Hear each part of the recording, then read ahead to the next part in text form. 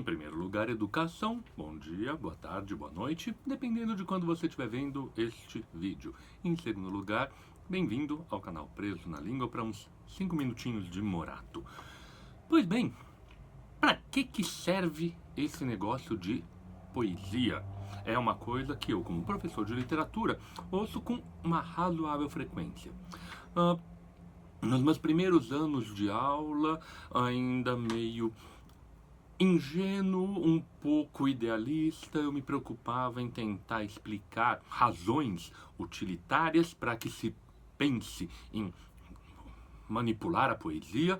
Passou um tempo, eu mudei um pouco de postura, mais niilista, mais cética, e respondia para nada mesmo, mas faz alguns anos que eu desenvolvi uma resposta que acho mais prática, mais inteligente, que é para qualquer coisa que você tenha capacidade de usar. Isso é interessante da minha perspectiva, porque ela desloca um pouco a pergunta da pessoa que está ensinando para a pessoa que está lendo. Quando um aluno pergunta, para que eu vou usar isso na minha vida? Ele está jogando para o professor, para o interlocutor, a responsabilidade de dar uma utilidade.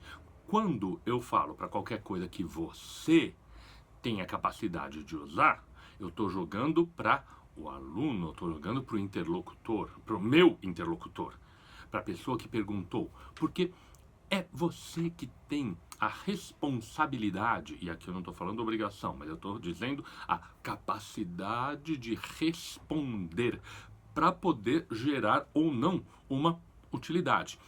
Essa própria palavra utilidade já é um pouco complicada, porque ela acaba se confundindo com utilitarismo, que é uma coisa bastante comum na nossa sociedade contemporânea e que acaba falseando um pouco a própria vida. Tem um texto muito bonito, muito interessante do Ayrton Krenak, que diz: a vida não é útil. A vida não é útil. A gente querer dar utilidade para todas as coisas é uma limitação de visão bastante complicada. E quando a gente pensa em dar utilidade para a poesia, isso fica um pouco mais complicado. E, na verdade, a poesia tem essa grande qualidade de exibir para a gente uma coisa gratuita, uma coisa sem utilidade, sem finalidade.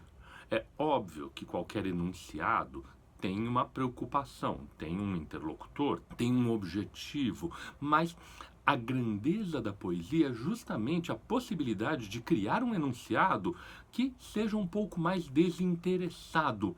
Essa era, inclusive, muito superficialmente tratando aqui, a reflexão que o Kant fazia das artes. Era na crítica do juízo, na crítica da faculdade de julgar, ele estabelece que as artes são justamente essa capacidade de fazer uma coisa sem intenções. Existe um vídeo aqui no canal sobre valor que é interessante, aponta para várias coisas, várias possibilidades.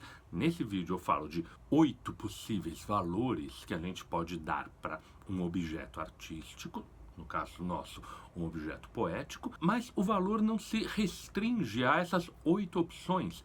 A gente precisa, então, como eu disse, ter a capacidade.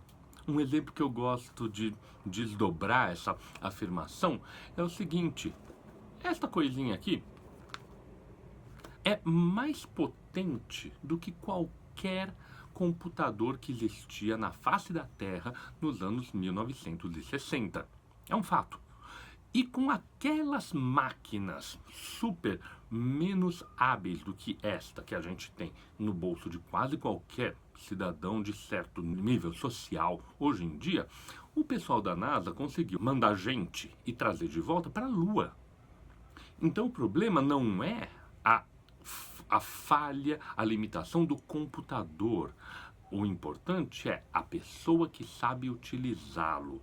E no caso nosso aqui, a poesia, ela é um texto que abre para muitas coisas. Ela pode abrir para representar coisas que você está sentindo, ela pode abrir para expressar uma coisa que o autor queria, ela pode abrir para ensinar algo, ela pode abrir para dar formas para o mundo, dar ritmos para o mundo, ou ela pode abrir para um jogo. A poesia tem uma capacidade lúdica que é fundamental e ela pode também abrir para o nada. Um dos exemplos mais bonitos que eu conheço disso é o gênero literário criado no Oriente, o haikai, que é um poema com certo regramento. No mundo ocidental ele foi adaptado com a ideia de que são 3 versos nas línguas neolatinas, um verso de 5 sílabas, um verso de 7, um verso de 5. O Guilherme de Almeida trabalhou bastante com isso, mas não é exatamente assim na métrica japonesa, que tem algumas outras coisas. O mais importante do haikai é que ele procura capturar uma percepção. A literatura pode fazer isso. E esse aqui, um haikai do maior haikaísta que existe, o Matsuo Basho, eu acho que é muito exemplar. Os pigmentos vermelhos não desejam esconder-se na sopa de vegetais verdes. Uma coisa simplésima que é a percepção visual das coisas no mundo.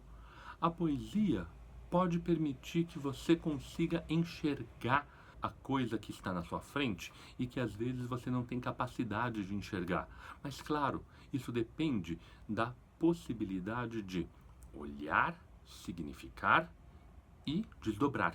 O que a gente precisa é ir aos poucos treinando a nossa capacidade de fazer esses exercícios, fazer esse desdobramento, fazer essa compreensão. Não esperar que ela venha de fora, que venha com um manual, porque sim, a nossa sociedade tem essa tendência de ser muito utilitarista. Mas, para quem não tem capacidade de usar, um iPad de última geração acaba virando um bom martelo. É o máximo que certas pessoas conseguem utilizar. Do mesmo jeito que poesia acaba sendo apenas declaração de amor. Não é só isso. Ela pode ser muito mais. Tudo depende do que você tem a capacidade de fazer com o que você lê.